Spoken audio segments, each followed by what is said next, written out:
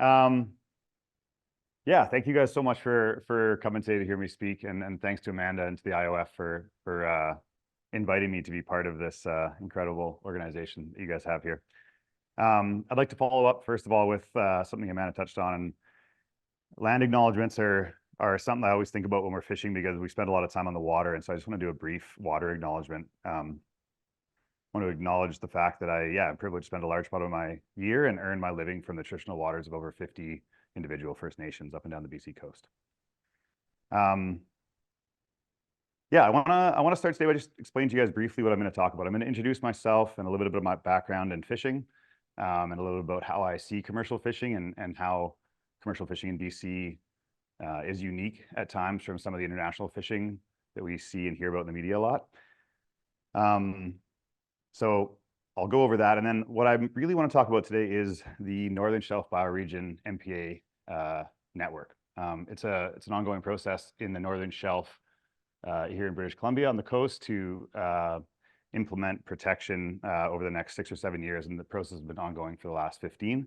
And it's a really important project. It's a huge project, and it's really important both to the sustainability of fisheries and also to furthering conservation and sort of meeting all of our objectives as a country. So yeah, I'm gonna go do an overview of the fishing industry here, an overview of what's going on in the Northern Shelf, and then I'm gonna use 2 examples of why I think the knowledge of fishers in BC is really important to incorporate into the implementation of all these sites over the next 6 or 7 years, because there is so many things that are interconnected in the Northern Shelf and in implementing MPA protection that is so nuanced. And so all the stakeholders have such an important voice, and I just want to identify a couple of examples of why I think fishermen and fishers up and down the coast deserve a seat at that table to explain what we see when we're out in the water.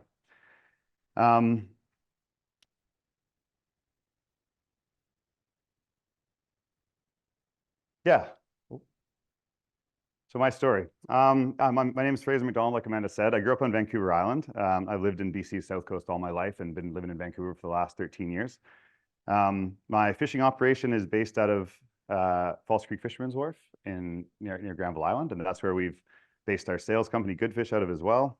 I didn't grow up commercial fishing. My parents are both in education, but where I grew up in Parksville on the island, there's a ton of fishing families. So a lot of my friends' parents did it, and I grew up around it, but didn't actually start fishing until I was 17, until I graduated and started going to university down in Victoria. And yeah, that summer I got my first fishing job over in Zabalis on a longliner.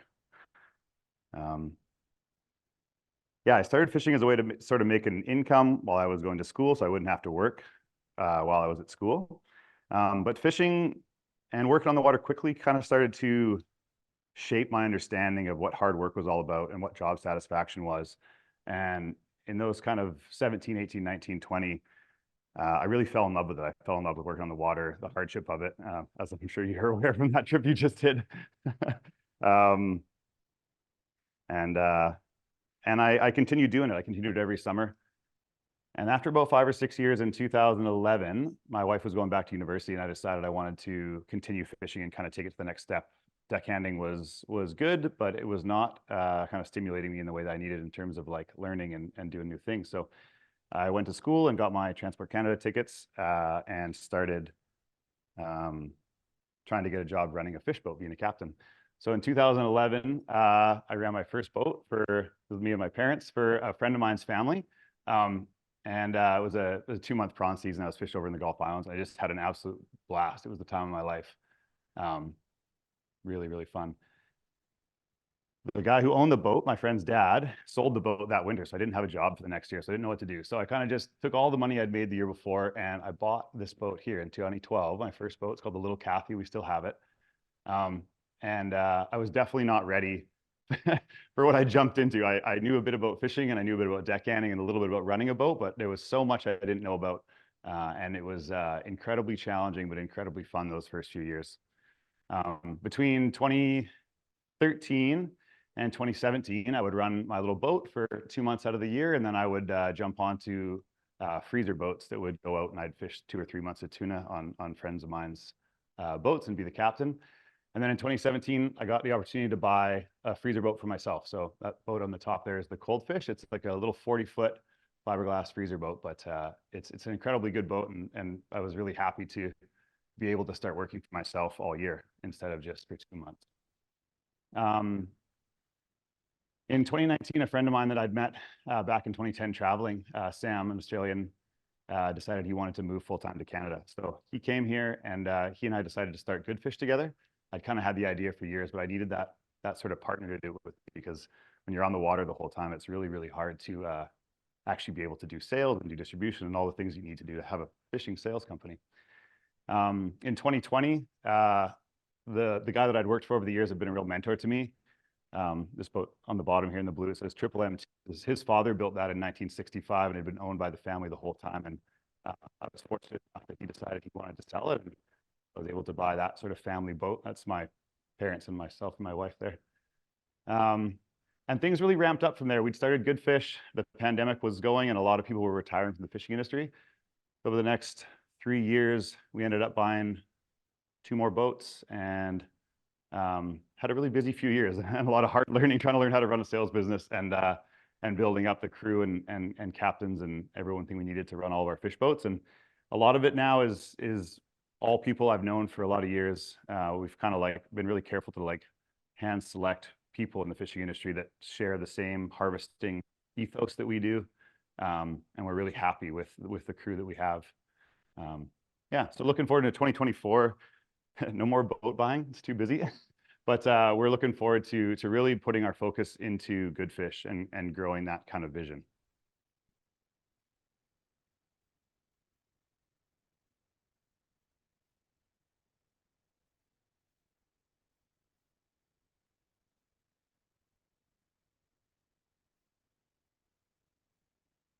Okay, so when Amanda let me know that I was going to have this opportunity to speak, I wanted to make sure that people that I was going to speak to kind of knew a bit about me. Every fisherman is different and everyone has a unique perspective on what we do on the water. I was trying to think of a way to summarize the way that I see myself within the fishing operation. And I kind of thought of one sort of story from my past that I think will like sum it up in a relatively short amount of time. It's a little bit cheesy and it might come off a bit cliche, but this is something that was really profound that I sort of experienced. Back in 2016, my wife and I were on a trip in East Africa for a few months, and we got the opportunity to hike up and see the mountain gorillas. That's us there. The gorillas were amazing and the whole day was incredible, but the most profound moment of that day was like a very sort of subtle, quick interaction with one of the park rangers that was guiding us up for our hour to spend with the gorillas there. So these park rangers live for a couple weeks at a time in the jungle. They sleep and live alongside these gorilla families to protect them from poachers.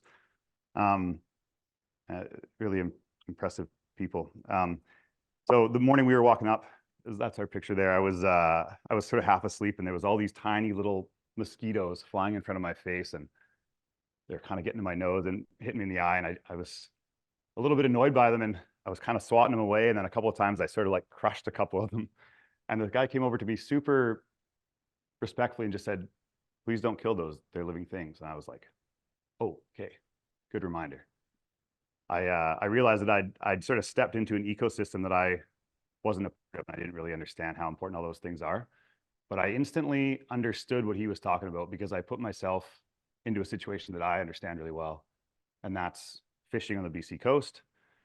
And that's no matter what something seems small or insignificant within that ecosystem, all of those living things contribute to the whole. And that's always what I've tried to take to the way that we fish. It's like, I think in the past, the fishing industry saw things that weren't their target species as something that was in their way or something that was, something they had to get around to get what they were trying to get.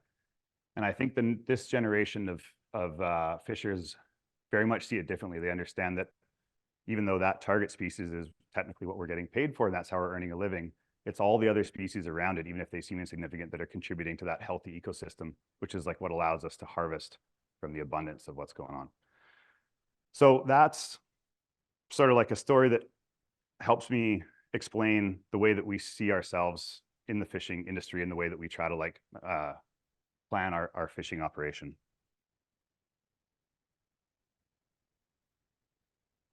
This is sort of funny. A lot of times in the media and in social media these days, a lot of what you see about commercial fishing is sort of like fear. And there's a lot of things to be worried about. A lot of things internationally and here in BC aren't being done right. And so I understand why a lot of people see it this way and why a lot of media accounts highlight this kind of stuff, but I don't see it that way. I think that there's a lot of good things happening. And this is one of the things that I love about getting to speak to Amanda's classes, is that I get to show them and explain about what we do and how there is a huge spectrum that's covered under commercial fishing. So, you know, commercial fishing can be, before I get into that, we've come a long way. This is back in 2018. I'm just DMing photographers that I think are posting things that aren't accurate, one DM at a time. And now I get to speak to classes, which is really nice. It's a lot more efficient. Yeah, commercial fishing can cover a wide range of things, right? We can have like large industrialized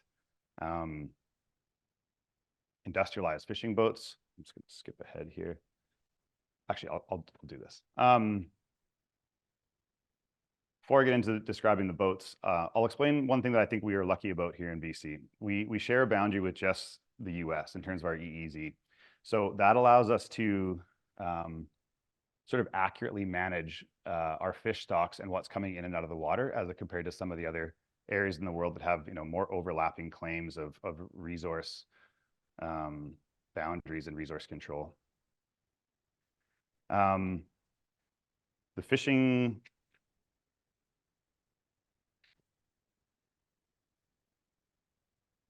industry in BC is managed by Department of Fisheries and Oceans in Ottawa. Basically, each fishery has an association. An association is represented by, it represents all the fishermen in that particular fishery. Each fishery association nominates people to go sit on an advisory board.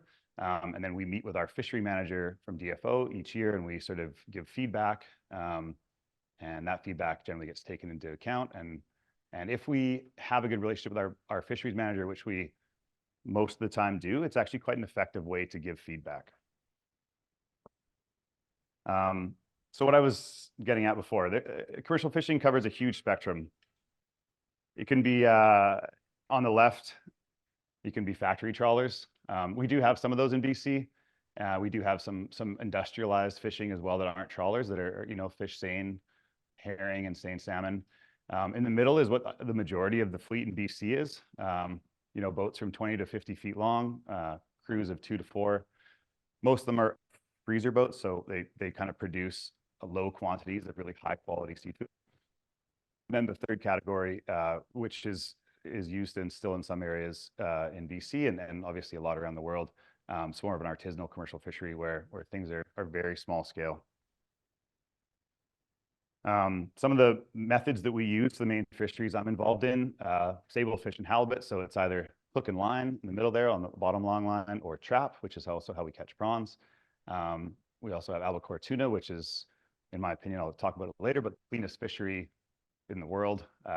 It's a surface troll, so we just tow hooks behind us. And then, yeah, spot prawn and halibut. So a little bit of our fishing methods. There is other fishing methods here in BC. There's, you know, trawling and seining and a few other things, but our company doesn't focus on those at all. So for a little bit of an overview of the Northern Shelf Bioregion MPA network, I'll read it off the page here. The Northern Shelf Bioregion comprises an area stretching from the Alaska border in the north to the northern portion of Vancouver Island in the south, including areas surrounding Haida Gwaii and the inlets of the Central Coast.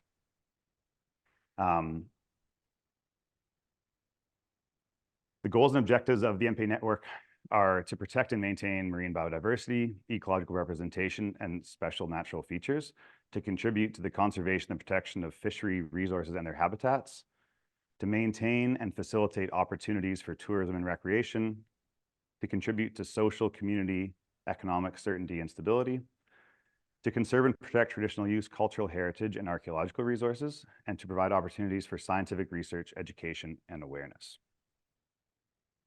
The MPA network or what they refer to as the partners, is I think it's 15 different First Nations up and down the coast, broken down into 4 regions, 5 departments of the Government of Canada, and 2 departments with the province.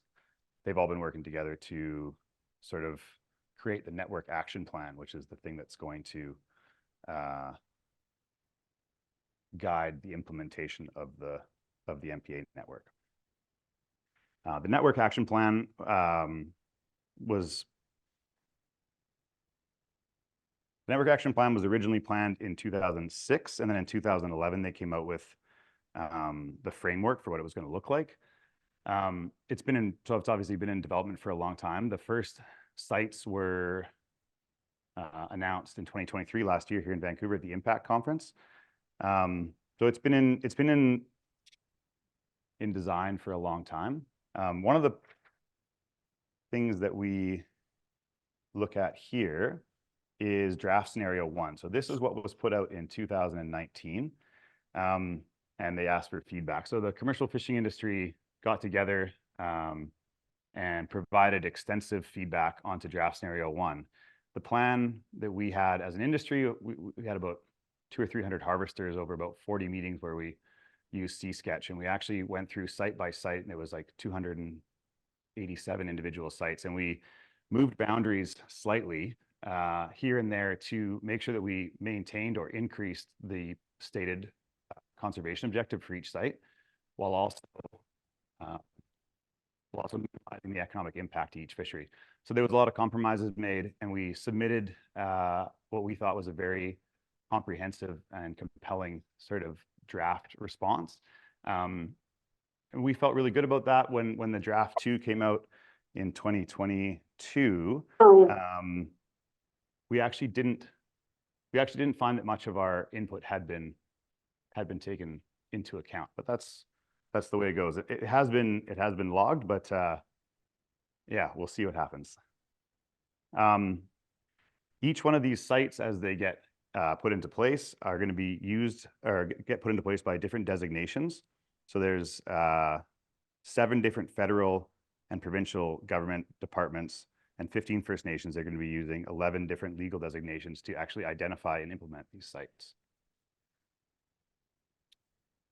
When the government released draft 2 in 2022, we learned that instead of rolling the network out as a cohesive plan all at once with all the sites that we'd sort of given feedback on, it was all going to be broken up into these different designations and rolled out over the next 2 years until 2025 back then, and then 6 years until 2030. This development created a lot of uncertainty for us as stakeholders and for some of the other stakeholders as well that were trying to give feedback. One of the main issues that we were worried about with this is that because there's so many different government departments involved in the implementation, and because it was all going to be broken up, we found that intergovernmental department communication isn't always the best. And even if it means well, it doesn't always happen. So, and since we've been involved for the last 5 years, we haven't really seen much of that. So I have a ton of respect for the people at Oceans Canada that we've been meeting with since 2019, and a number of the other departments. What they're trying to do is shepherd through a massive project. And I think it has really good goals. And I think most of the people in the fishing industry in BC, or at least a good portion of them, really agree with the stated objectives of the MPA network. I think we all want the same thing. We want healthy ecosystems, we want conservation, and we want robust local coastal economies.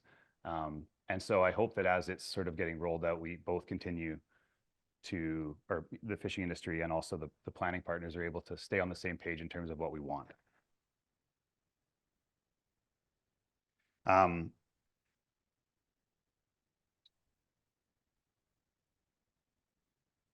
So one of the main concerns, I was actually on a Zoom yesterday for one of the proposed sites in the Central Coast, but one of the main problems that we see going forward is the lack of sort of adaptive management. These are some of the quotes from the MPA Network's website.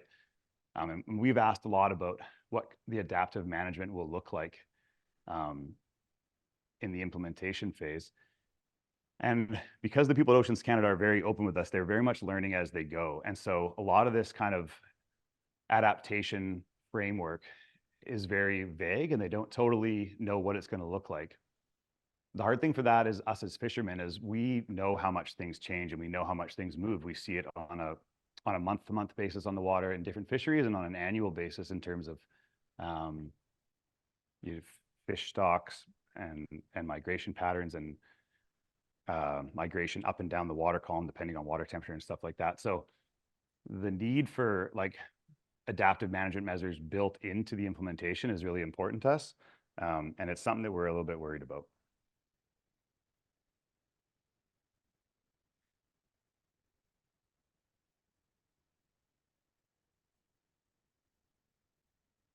Another thing that many fishermen are worried about is the fact that the goal is high protection or no take zones of 20 to 50% of the network. It's hard because we have so much existing fisheries management in BC. And there are some of our fisheries that aren't being managed well. And there are some stocks that our management have failed, but a few of them are doing really well. And a few of the ones that are doing really well are going to be the most impacted by the highly protected areas within the Northern Shelf, mostly crab and prawn and halibut, which are all fairly well managed right now. So there's a lot of sort of unease about how that's going to look in implementation. The difference between 20% and 50% is huge. And so there's a lot of uncertainty there.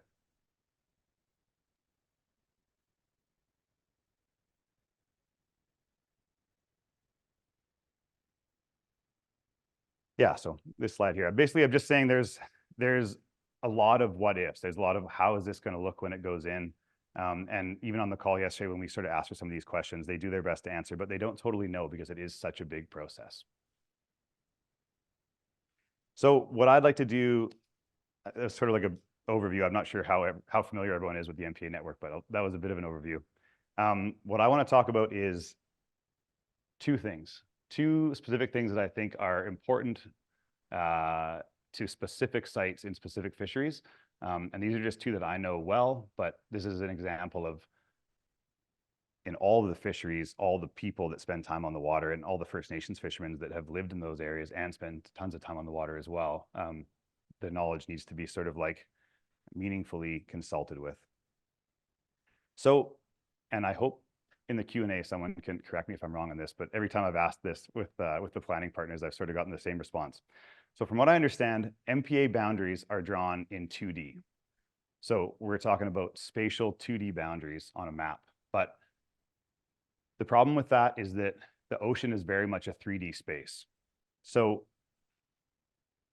let me get my notes here so I can make sure I say it right. If we're truly trying to measure the percentage of coastal environment protected in the MPA network, I think we should be considering the fact that we need to be looking at volume of the water column and not just 2D spatial area. The depth range in the Northern Shelf network ranges from 6 feet deep to over 8,000 feet deep. A spatial closure with the same 2D boundary size in a 12-foot deep bay should not be considered to be protected or to be protecting the same amount of area as a boundary drawn over on the edge of the continental shelf that's 6,000 feet deep. The shelf area would be protecting 500 times more volume or space. This is very important for one fishery that I know well, which is the tuna fishery, which from my experience on the water in the last 20 years is the most sustainable, clean fishery that we have in BC and one of the best in the world. The albacore tuna fishery is a hook and line fishery. So we troll at about 5 or 6 knots and we tow 12 to 14 jigs behind the boat. Every tuna that we catch is pulled in by hand and then processed and frozen at sea to sort of maintain the high quality for sashimi markets. The albacore that we catch here in BC is globally sought after because our tuna are a lot oilier than tropical warm water tuna. And that's because they feed on the colder bait fish species that are a lot colder in the North Pacific. So it means they have a super high oil content. They're super good for sashimi. And because our fishing method is so low volume, every fish is handled super well, and that results in a super high-end product. The other great thing about the tuna fishery is the lack of bycatch. So even in some of our great fisheries in BC where we minimize bycatch, tuna blows them out of the water. So in a given season, I would maybe catch 5,000 individual albacore. They're all 12 to 15 pounds and about 2 to 4 years old. Of that 5,000 pieces of albacore, I would maybe catch 1 to 2 fish a season that aren't albacore. The speed that we troll at and the jigs that we use, these like unbaited barbless hooks, specifically attract albacore. So in a given year, maybe I'll catch 1 coho and maybe like 1 yellowtail amberjack, and they'll both be released alive because we can pull them in by hand in the barbless hooks. So that's basically a 0.4% bycatch rate, which is, in terms of other fisheries, I think, around the world and also here in BC, just like unbelievably good. We just literally catch nothing but tuna. We don't have interactions with birds. It's an incredible fishery. So why this fishery is important for this example is there's 4 sites. There's 4 sites that are being proposed for the west side of Haida Gwaii and the northwest corner of Queen Charlotte Sound. All 4 of these sites are being proposed as high protection, no take zones. And the stated conservation objectives for those sites is the sensitive benthic region and upwelling and unique corals, very similar to the management measures that have been proposed in the offshore MPA, which is in development off the west coast of Vancouver Island. But we're talking about things that are on the bottom that are being protected in about 6,000 feet of water. And the albacore fishery occurs on the surface, or the very deepest our jigs will go is 3 feet down. So we understand the need for high protection, and we understand the need for high protection of enough area to meet our international objectives.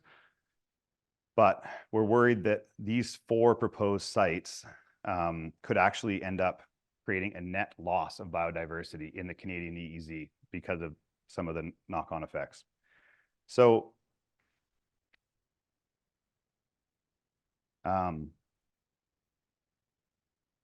yeah, this concept has been understood already in the offshore MPA. We consulted for a few years with Oceans Canada, the Nch'Alneth, and the Haida Nations when they were developing the memorandum of understanding for the offshore. And they realized that in that area where they're trying to protect thermal vents and seamount structures on the bottom, which are very unique, and there's a vast network of them off the west coast of Vancouver Island. After a couple of years of speaking with them at meetings, they realized that actually our fishery has no impact on what they're trying to protect. And we were the only fishery that's allowed to operate when that MPA, in the offshore region, when it becomes fully in effect, which we were really happy about. We thought that was a huge win and a really positive example of good consultation between industry and planning partners. So this is important because the Canadian government has a reciprocal tuna treaty with the United States. So since like 1981, we've had this agreement where Canadian boats can go fish in the American EEZ and American boats can come fish in the Canadian EEZ, because we need to follow the fish as they migrate with the warm water each summer. Unfortunately for Canada, it's always we're always sort of negotiating from a weaker position. The treaty gets renewed every 3 years.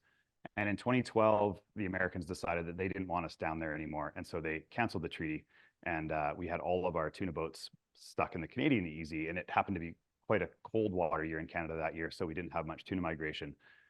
So we were able to get a treaty back in 2013, but with far less boats. We used to have 100 boats allowed in the American EEZ. Now we have 45 the last 10 years, which is still good because we get access to the albacore when they're in American waters, which is for the better part of the summer, from the end of June until the end of October. There's often albacore in American waters, whereas in the Canadian waters we get albacore migration from early August until mid-September. So it's a much shorter season here.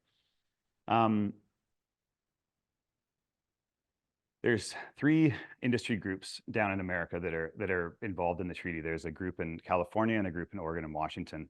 The Oregon and Washington groups are quite supportive because they see a benefit from the treaty. They get to come up to our waters sometimes in the fall for a couple of weeks and catch some tuna, and they get port access, which is their main benefit in the treaty. They get to come up here at pre-season and onboard their foreign crews, which the Americans won't let them do.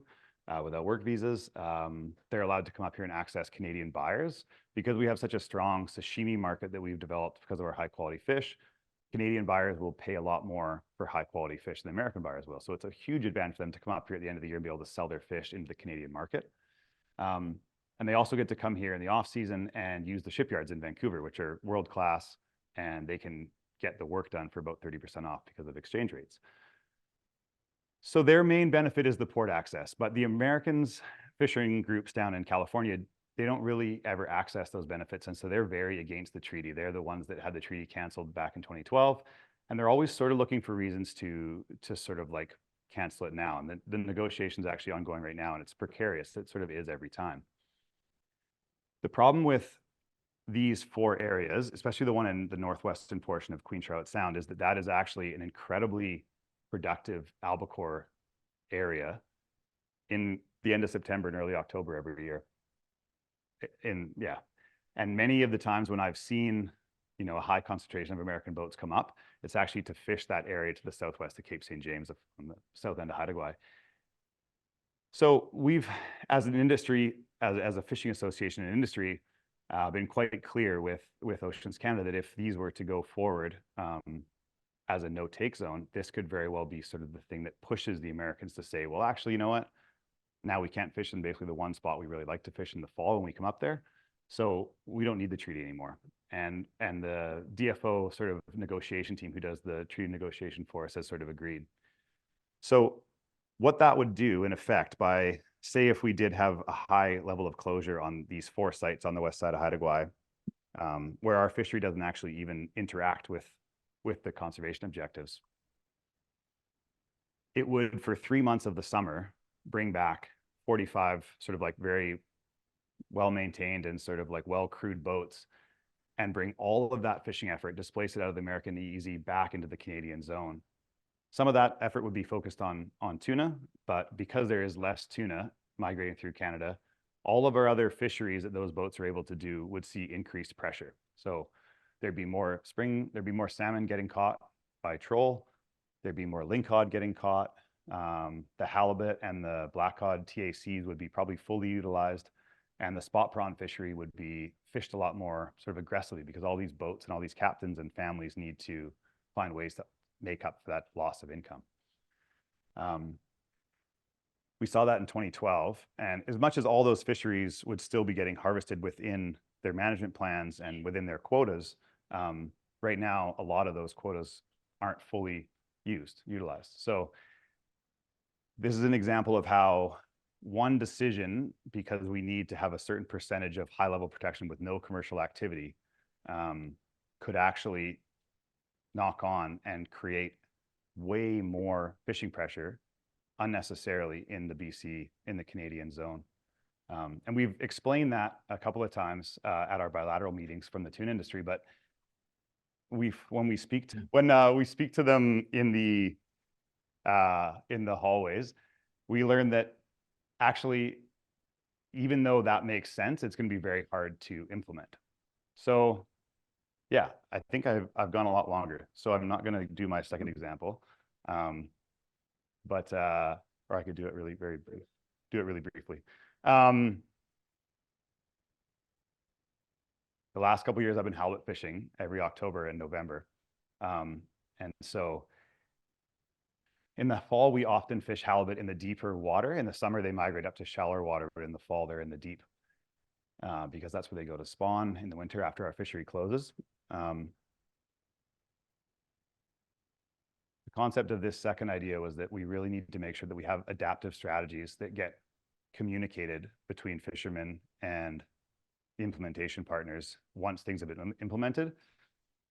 Because what we've been seeing the last couple of years is that as water temperature is changing, it's really changing the migration pattern in the water column of halibut. So where we should be catching halibut in October, November in 200 fathoms or 1,200 feet of water, they're actually not there yet because the water isn't cold enough. So they're still up in, 60 feet of water up in the shallows. And if we continue to lay no-take closures over top of all the existing closures that we have, and some of those are static boundaries for certain areas, and some of those are closures, yelloweye, for instance. Yelloweye is a rockfish with a very small quota. It's a choke species. So a huge part of the coast is totally avoided by the halibut fishery right now, because if we go there to catch halibut, we'll catch enough yellow eye and potentially 1 or 2 sets that will be done for the year. We won't have any quota left to fish the rest of our halibut.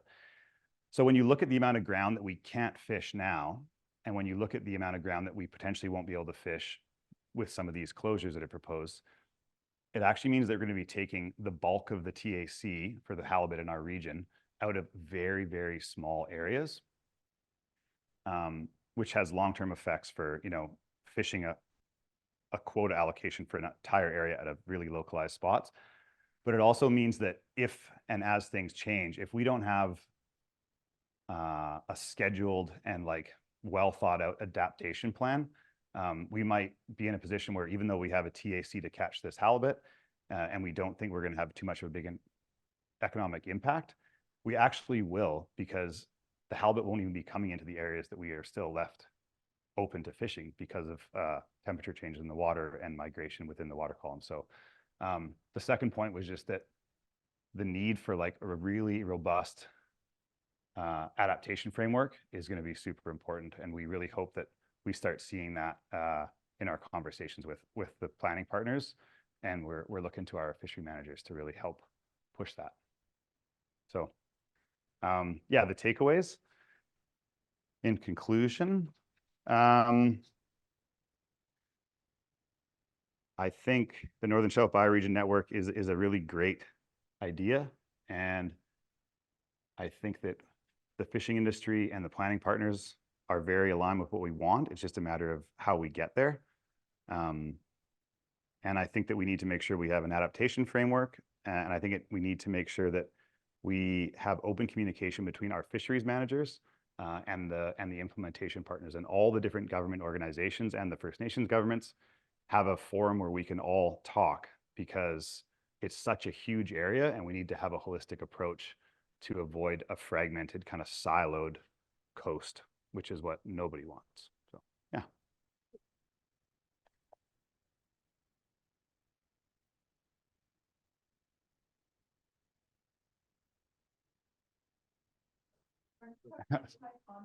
Sorry about that. No, the stories are brilliant. So I think we'll be. Yeah, we'll have the opportunity. Okay, so people can come there. Okay. 107. Yeah, so you can come along to 107. Fraser's going to be there, and the graduates, and everybody's welcome to come along. I do want to thank Fraser enormously and let you know that the passion and the commitment and the knowledge that you've heard is a tiny part of what he's involved with. So he's involved a lot in collecting ghost gear, for example, and helping to retrieve and return gear. And that's really important. He and I are having an animated conversation about the midwater trawl fishery of hake off the west coast of Vancouver Island, and how that's causing, that's really crashing and of deep concern. If you talk to Fraser, Good Fish you barely heard about. I was hoping you'd tell us a lot about it. Good Fish is this remarkable company that you can buy their product at any point online. And it has 3 essential principles. One of them is traceability. So you can watch his boats, see where they're fishing at any given time. And then as it comes to dock, those are your fish coming into dock. It's got a lot to do with only hook and line and trap fishing is the whole fishery. And even the packaging is super sustainable. So it's a world leading initiative that he's involved with, as well as the fact he's forever being called in to work with various ministers and advise them on, he is very passionate about the licensing on this coast, which many of us find insane. So there's a ton of stuff to talk about with him. The lucky thing is that he is an adjunct professor here, so we can get involved however and